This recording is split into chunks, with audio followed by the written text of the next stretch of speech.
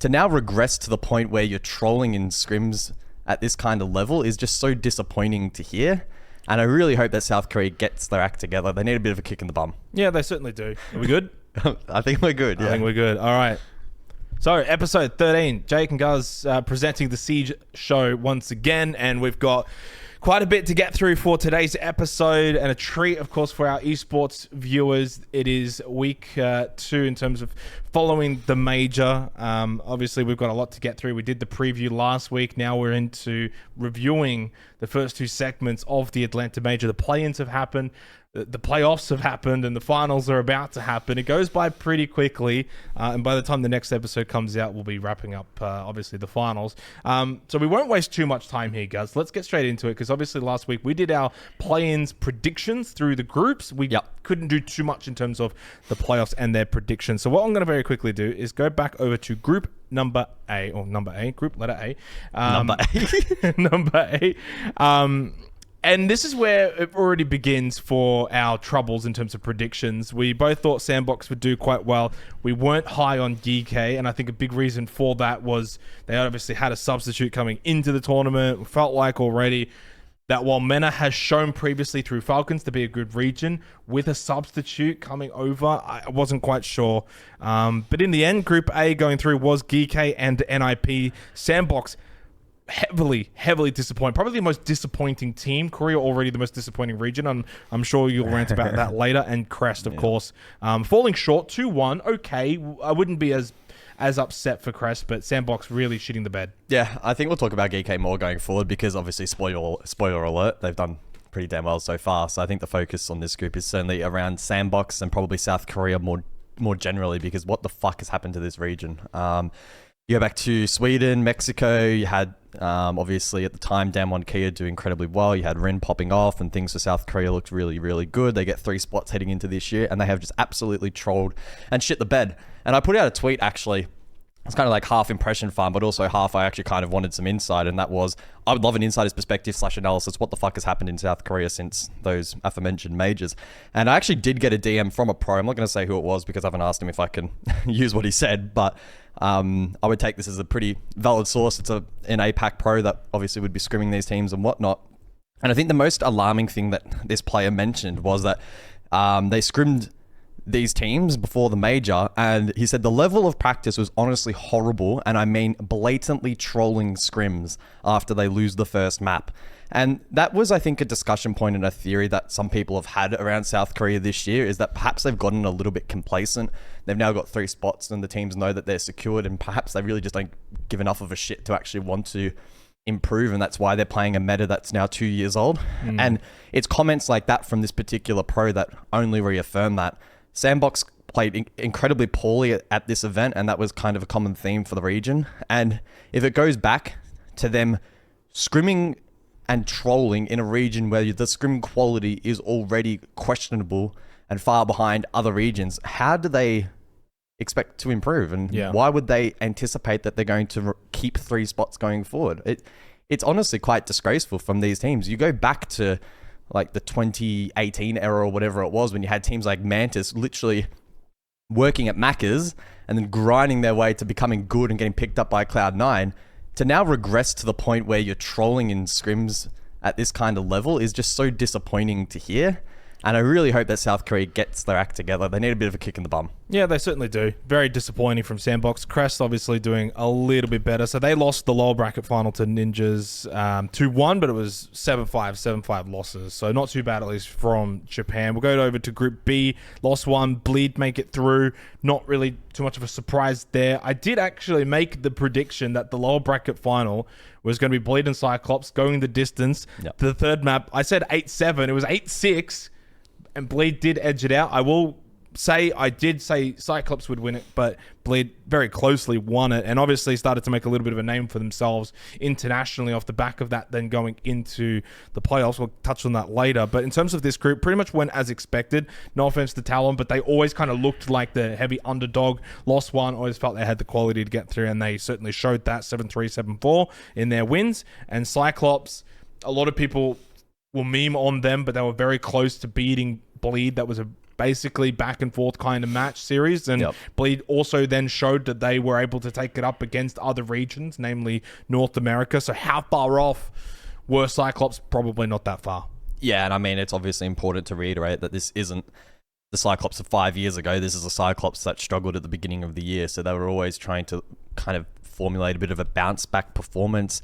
To take Bleed to 3 maps upon reflection on how well Bleed ended up going is actually pretty good. I was on the copium, obviously, with this group, expecting Cyclops and Bleed to make it through, but couldn't be the case with that lower bracket final, and obviously Lost did a good job to sort of skate through that particular phase pretty well. Now, Group C, we both got our predictions right, and it played out the way we expected in terms of G2 and Dark Zero making it out of the group, but they didn't do so comfortably. I also probably expected a little bit more from Knights. The fact that they lost 2-0 to Fury, 7-5, 7-5, not ideal. And then on top of that, we saw Fury take it right up to Dark Zero in that lower bracket final, eventually losing the final map 8-7. Yep.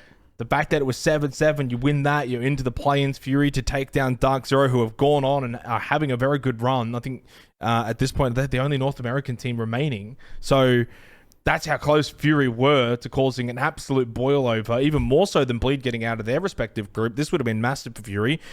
So big credit to them. And I know they don't technically get much out of it because they still are out of the group and they don't make the playoffs and they don't get extra experience. But beating Knights, job done. That's a big result there for SCA over Latam. And to do it 2-0 and to push Dark Zero the whole way, an 8-7 loss.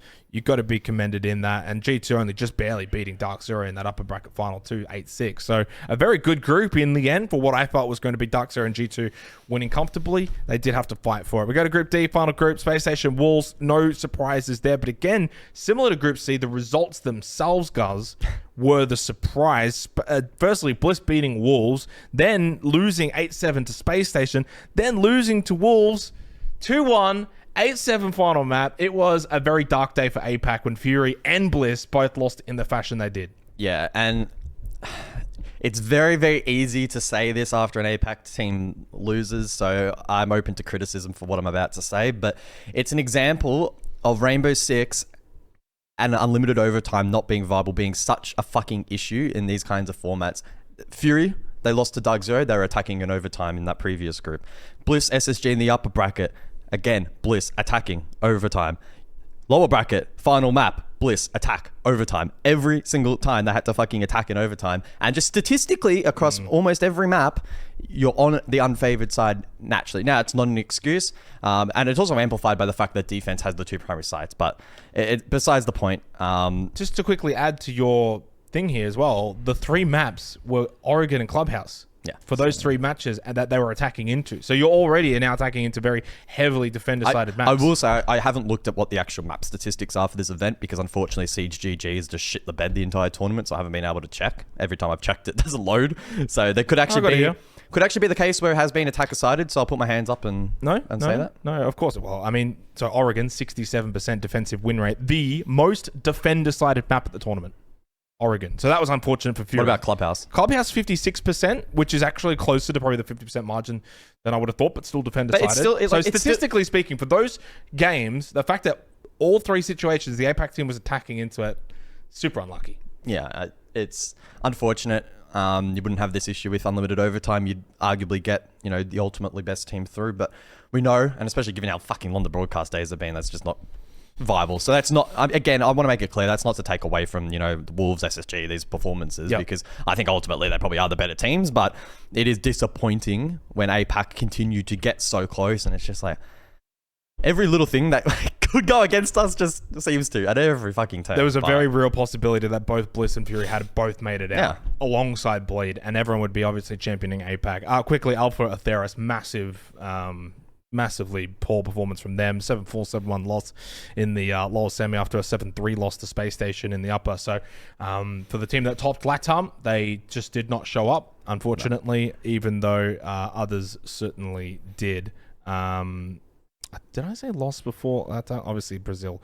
So yeah, disappointing from Alpha Atheros and also disappointing from Knights. So I guess disappointing overall from LATAM. So all this APAC discussions maybe could be directed towards LATAM, this particular major. We'll move on from the play-ins now to the playoffs, which in itself did already cause some surprises. As we go to the very beginning of it, Bleed got out to a 2-0 start, 7-4, 7-3 wins over M80 and Sonics, and everyone was starting to hail the rise of APAC, and a lot of good discussions around APAC. And I made that prediction that I said I want to see an APAC team in the finals. I don't care who it was.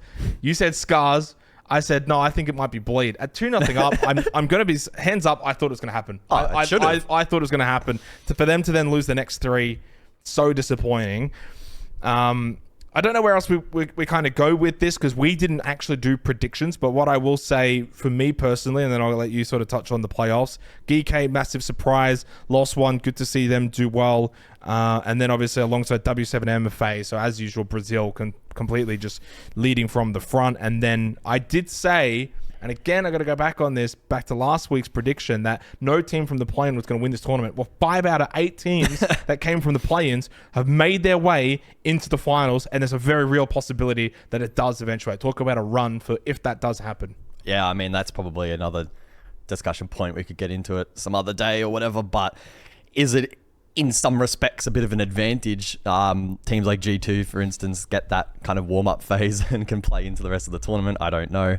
I think for me, though, the most disappointing, not only performance inside of the server, but also the behavior outside of the server would have been from M80. I was high on them. I expected them with the pedigree that they have to do very well at this tournament, and they just completely did not show up at all. 4-7 lost Bleed, 5-7 lost DZ, and then to not even get a single map against Wolves, who struggled early on against Blizz, is just an absolute joke.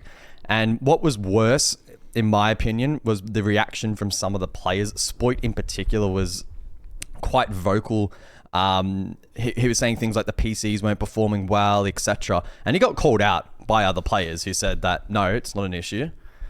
Sources have also said that this wasn't highlighted to League Ops either. So why are you then going on Twitter and complaining about something that you weren't willing to complain about privately?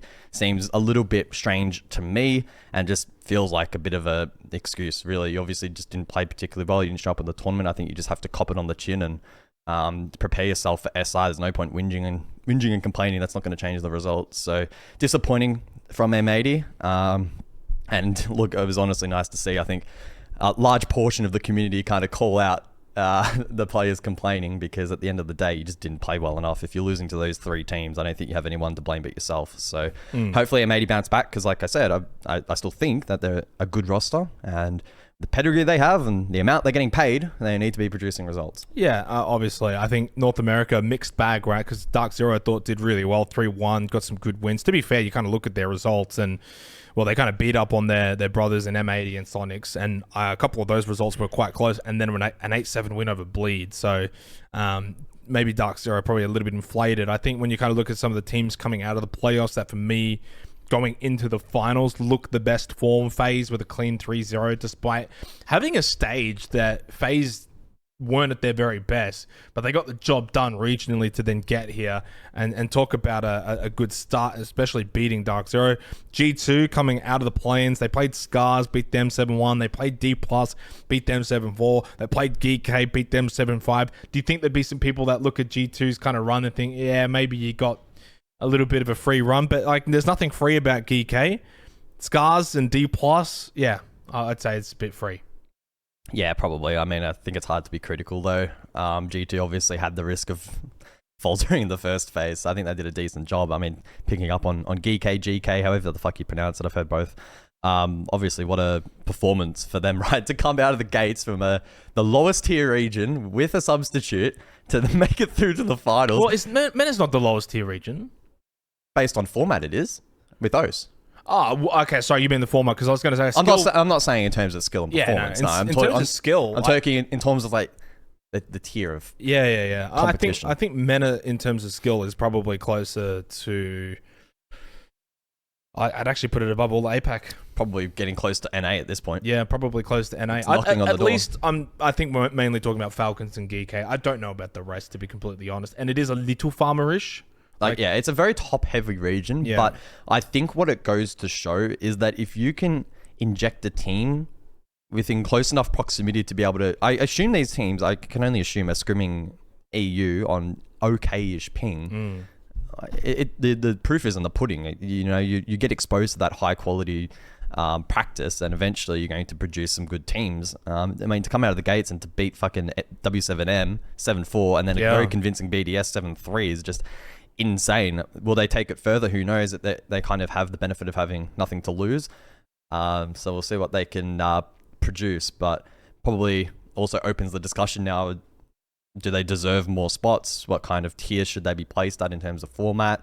They definitely probably shouldn't be getting 7BO1s next year, so hopefully that's taken into consideration. I wouldn't be surprised if there's a world in which South Korea forfeit a spot to them, or maybe even LATAM at this point. Yeah. Now I'm just quickly looking at the SI point structure, because obviously we've gone through a lot of games, we've gone through a lot of formulas in terms of who's confirmed now, and the reason why I'm looking at that, so GK with their performance here at the Major have confirmed themselves. They've also confirmed Falcons, so 2 MENA teams will be going to 6 Invitational, and 2 very much deserved MENA teams will be getting to go. Fury and their performance has seen them qualify for 6 Invitational alongside Bleed, apparently, but I'm a bit confused here because, so bear with me, I'm doing this a little bit live. Liquipedia has Bleed Esports greened, which means that they're confirmed. They're confirmed. Yep. But they're on 350 points, and there's still 2 teams left. Oh, okay, so never mind. So BDS is in the 20th spot right now. So yes, I've looked at that a little bit wrong. So it's only Sandbox remaining that can get knocked out. That will very likely get knocked out, provided what happens with Lost 1. So Lost 1 needs another 25 points or so. Which means for that to happen, I think they have to make it into, let me get it here, the top 4 for that to happen. Because right now from 8th to 5th, they all get 140 points, which means the next set of points is given to make top 4. So Destiny is in their own hands. Yes, basically for Lost 1. As long as they beat Dark Zero, they will go to 6 Invitational.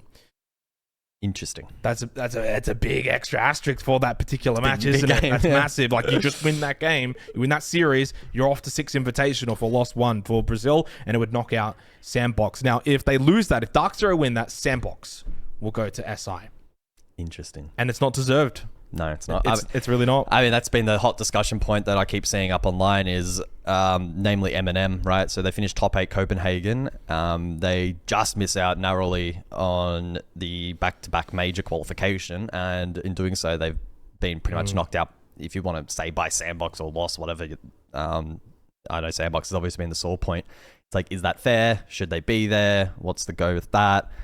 I think it's a more nuanced discussion than Twitter makes it out to be, but that's just Twitter being Twitter. Yeah. But I will say, from the way Sandbox has performed at these events, and unfortunately what we're hearing about how they're fucking performing behind the scenes, being very disappointing, I'm kind of starting to lean towards the camp that no, they should not be.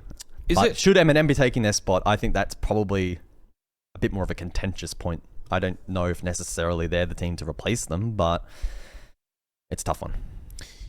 There is a very minor world in which BDS also don't make it too, right? So they're still in contention. Very quickly though, for that, it's very much likely, because I mean, look, if Sandbox make it or not, it doesn't really matter. The fact is, there's only one Japanese team going to SI in Scars, and as of right now, there's 2 Korean teams, but there's a very high likelihood that one gets knocked out. So you've got 2 regions that get 3 slots each that have somehow, despite having 3 slots, are only sending 1 team each respectively. And you've got MENA sending 2. And you've got MENA sending 2, and OST is also sending 1. I don't think they've done a very good job at making a compelling argument as to why they should have 3 spots next year. I think for me, and obviously we're APAC people, and we see these conversations online. The thing that annoyed me the most about that most previous tweet regarding Bliss and why Bliss should be going to SI, it's like, that's the wrong team to focus on. That's the wrong argument. It should be pertaining to Japan and Korea. These regions that historically have done well, historically have led APAC from the front, have now actually fallen behind. And we've been saying it for years, APAC South, APAC South. Well, you look at Bleed's performance, APAC you look South, at Fury, baby. You look at Bliss. Yeah. Arguably, I'm going to also now, like, I've been saying coming into this tournament, I think Japan's the best APAC region. I don't think so anymore. I honestly don't think you can say that fell anymore. Off. Their attack is probably bottom in terms of APAC, and their defense is fine, but like Scars didn't even perform, Cyclops couldn't perform. Like I think they've lost that that title. South Korea has more than truly lost that title. For me now, it's very much those Southeast Asian regions are probably the top of APAC. That's APAC. MENA's probably obviously above APAC, just for clarity's sake. So you'd go MENA, then you'd go APAC South, and then you'd go probably OS, and then you'd go APAC North. What do you want me to say? I can't disagree like with I that. said, we've been saying this for ages. Back in APAC North and APAC South split, we were championing APAC South. And obviously part of that was just, banter for the sake of banter because we worked APAC South. But deep down, I think we all kind of knew that APAC South, even in the short term, were better, and long term have certainly made a very, very compelling argument that they are doing very well. Yeah, I mean, for Bleed, it's obviously very unfortunate the way in which they kind of bombed out. To have such a strong start in that phase and then to lose 3 matches in a row is so heartbreaking.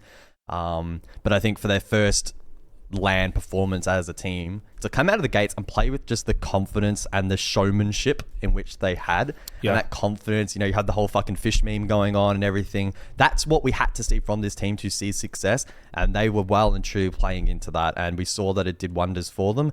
And now I think with that little bit of experience, and hopefully going forward they'll have better composure in closing out games, we can see them, going forward be a serious contender for making that final phase. I imagine a world in which Bleed didn't choke going into Copenhagen, made it there, and kind of had this sort of opportunity to practice this kind of shit there, and then heading into Atlanta actually came across with that experience. They probably actually would have had enough to get across the line, but that's the way it goes. Obviously qualified for SI, so I think Asia's going to be able to make a bigger name for themselves. I'm really hoping SI is going to have a format where you can really get decent amount of chances, so that you're not fucking bombing out in like 1 day or 2 days or something like that. That's the most disappointing thing.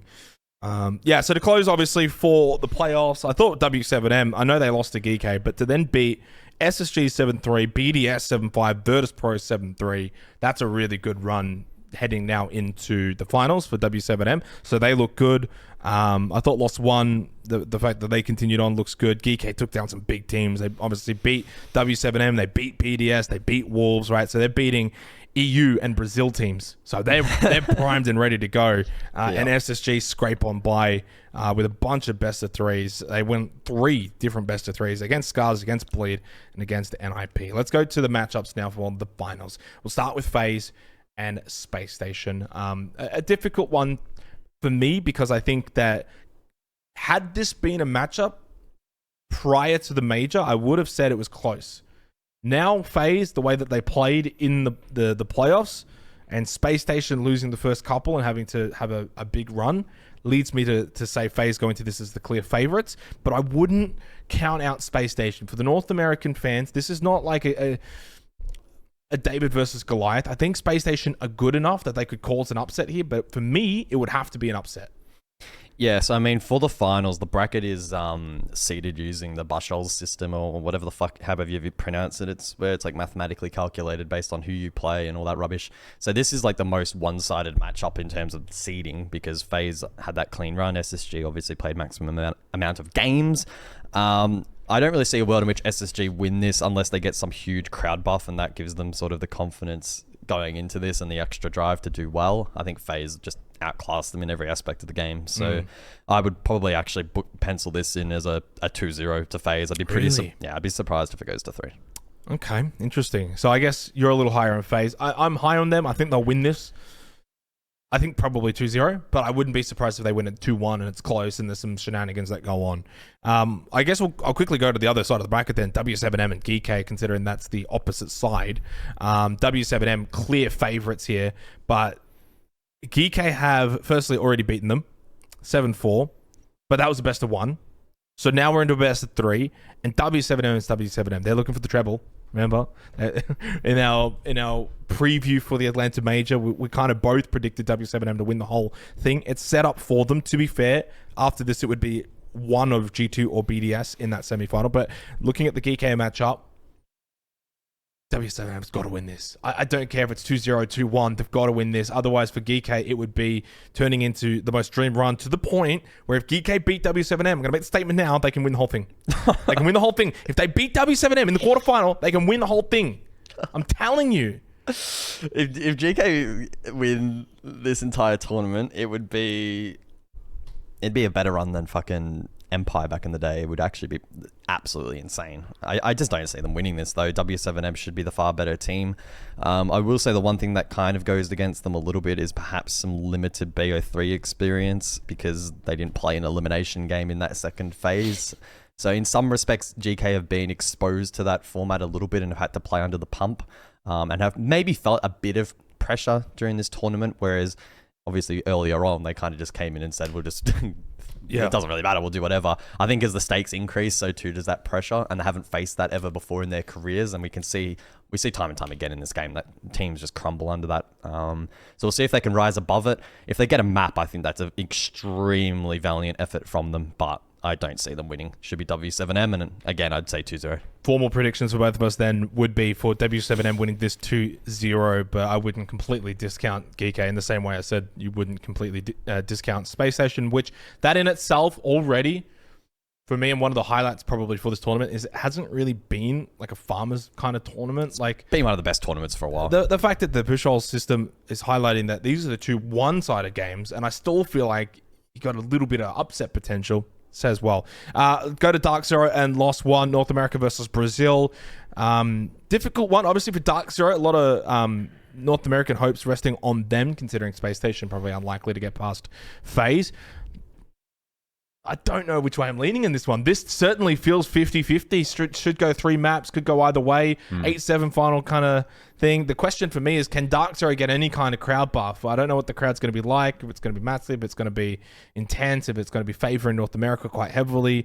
But Lost One have looked really good this stage. Yeah, I mean, it could be a Charlotte 2.0. I think the crowd will obviously get behind the team, and you have players like Canadian who really sort of feed off that, have a lot of experience in that environment, and adding on to that, a lot of experience in very close, high-pressure games, and Dark Zero have been privy to them throughout this tournament, right? They had the 6-8 loss to FaZe, so it is what it is. Then 7-5 M80, so regulation. Then they had back-to-back OTs again, 8-6, 8-7, Sonics and Bleed. So time and time again in these close matchups, they've tended to edge out. And I think with the roster that they have and that experience, Canadian leading, etc., should have lost one if it is a close game, which I anticipate. So I don't think this will be a 2-0 like the others. Dark Zero, if they play the veto right, looking at a 2-1, I think. So final matchup, G2, BDS, Battle of the EU. For G2, this will be a banger. They have not lost the map this major. And they've had to play from day one, from day dot, in the play-ins, all the way now into the finals. They've still not lost a single map. Does that give you the hope for them that their current form and run at the major supersedes the form that BDS had back in stage 2 of EUL? Oh, for sure. I think the current form guide throughout this tournament is far more relevant than EU. And obviously BDS losing to GK, and then a close W7M doesn't paint the prettiest of pictures. So G2 go in as favorites, and they're a team kind of like Dark Zero, I guess, to an extent, have that roster with experienced leaders, Alamau, Virtue, etc.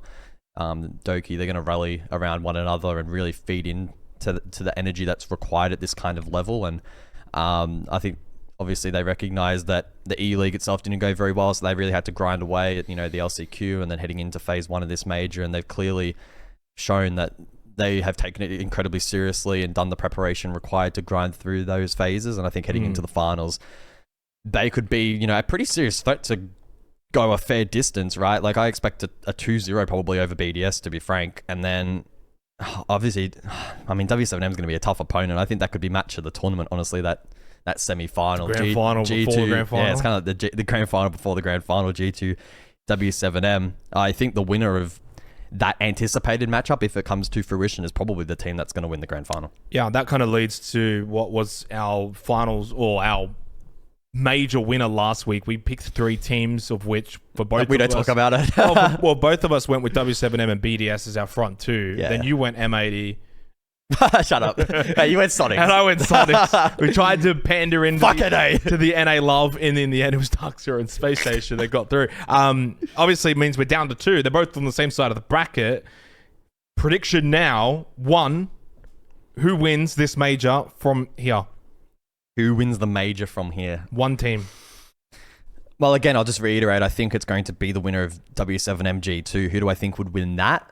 Poor. That's really, really tough. I would hedge my bets. I reckon on G2. I seriously think that they have built, So and you're peaked giving at up the on right last week's time. predictions. You're putting a line through last week's top 3 that you said. You're done. It's tough. I mean, maybe I'm reading into the fact too much that W7M lost to GK in a BO1. I will say that still concerns me, but the fact they bounced back and dominate the rest of the phase is still good. It's so tough. I'm so 50-50 on a G2 W7M match. I think one of those two should make it through to the grand final. May meet an NA team with the crowd buff in that match, which I think will be one-sided to either W7M or G2. So I don't want to fence it. It's so tough. I think I'll say G2. Okay. But W7M, obviously, I know I picked Who are they them. playing? Who are they playing in the grand final? It should be FaZe. But like I said, I think an NA team could make another dream run like Charlotte. So if it's going to be anyone, it's probably DZ. Okay.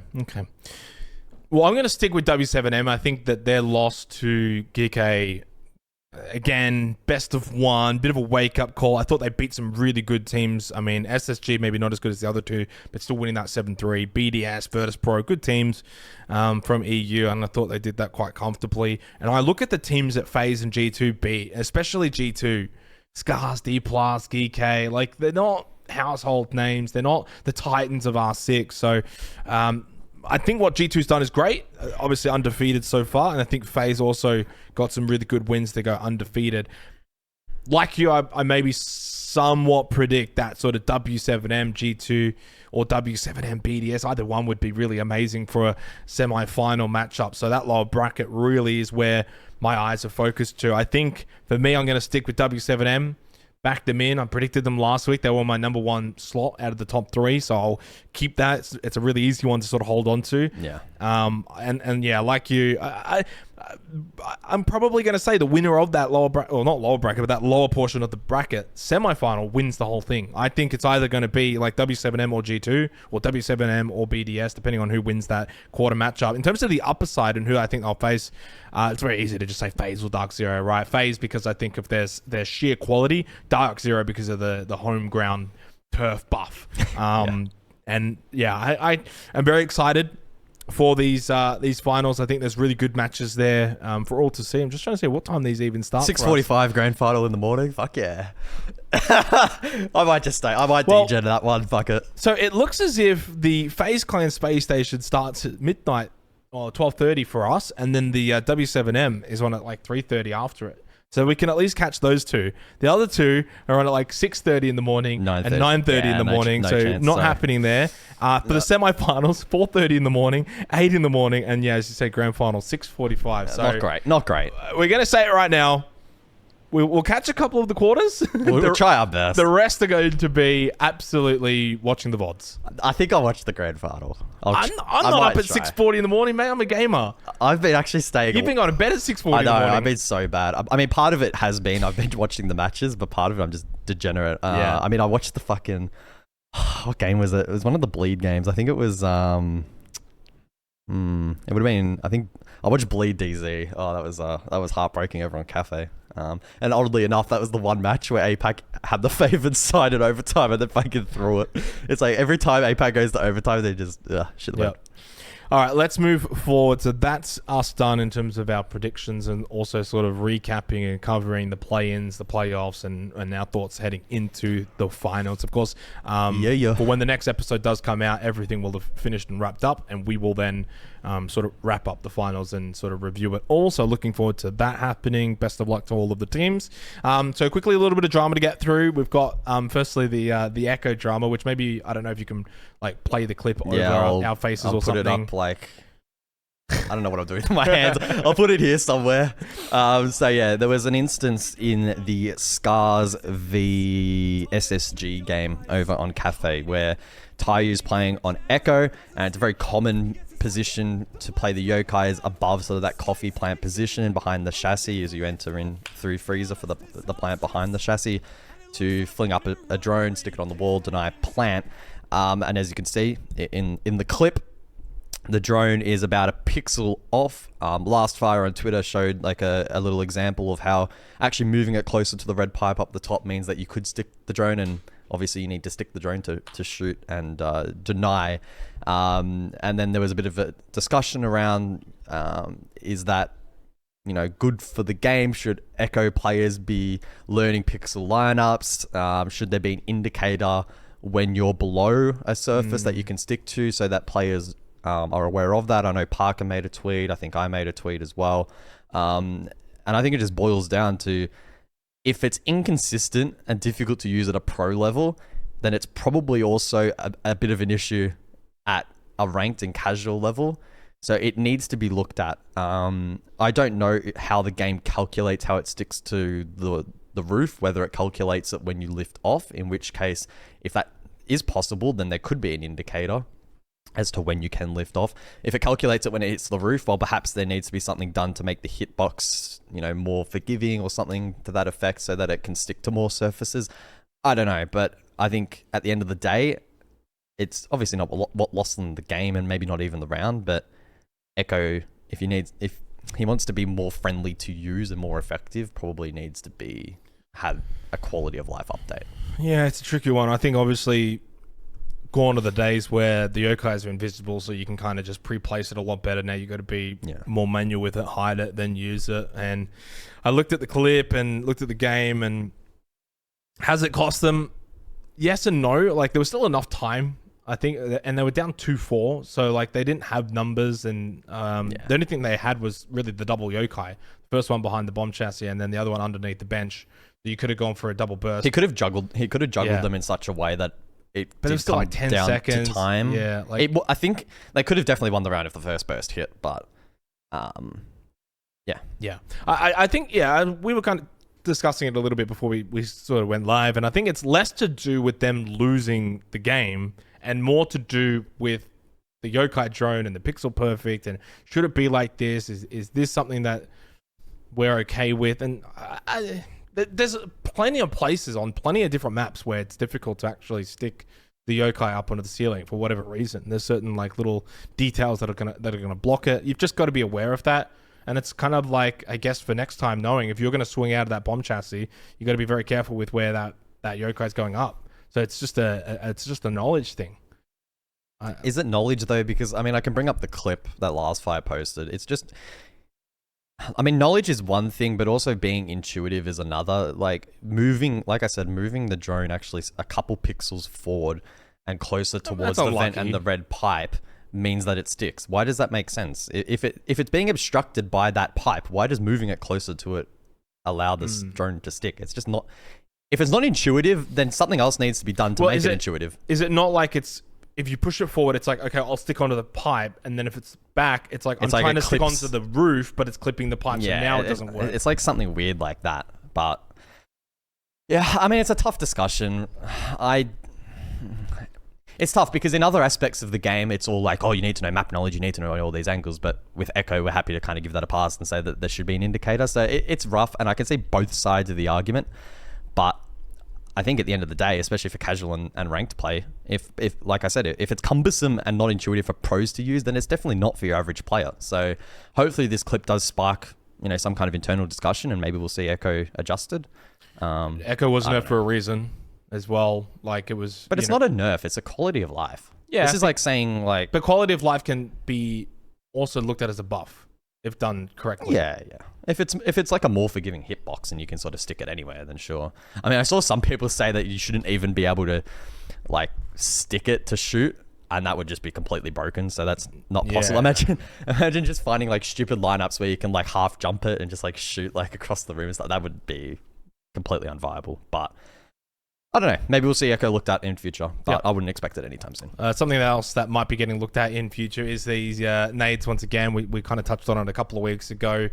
It looks as if there's been leak rumors, some rumor mongering regarding the changes to nades, especially from attackers. The general consensus of these rumors is that you can't cook them, or won't be able to cook them anymore in terms of the frag grenades. Now, the main caveats with that would be, one, vert play for attacking teams is now going to be severely hindered because you can't cook it and get it to explode on the ceiling.